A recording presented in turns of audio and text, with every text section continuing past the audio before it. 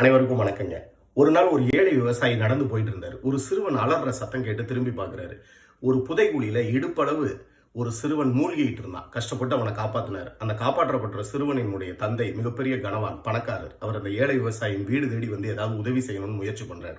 ஏழை விவசாயி இதை மறுத்து, என் மகன் மாதிரி தான் நினைச்சு நான் காப்பாத்தினேன்னு கௌரவமா சொன்னார். இந்த கனவானுக்கோ வருத்தம், ஏதாவது அவருக்கு செய்யணும்னு பாக்குறாரு. அப்பதான் கவனிக்கிறார், அந்த விவசாயிக்கு ஒரு மகன் இருக்கான். அவனை அழைச்சிக்கிட்டு போய் தன் மகனோடு சேர்த்து படிக்க வைக்கிறார். அந்த படிக்க வைக்கப்பட்ட சிறுவன் பின்னாளில் லண்டனில் புகழ்பெற்ற மருத்துவராக வந்த சர் அலெக்சாண்டர் பிளமிங்.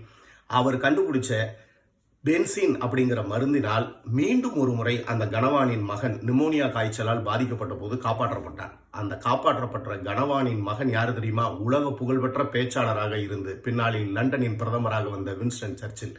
இது மாதிரிதான் எப்போதும் நாம் செய்கின்ற உதவி நமக்கு பயன் தரும். அதன் மூலம் மீண்டும் அந்த உதவியை நாம்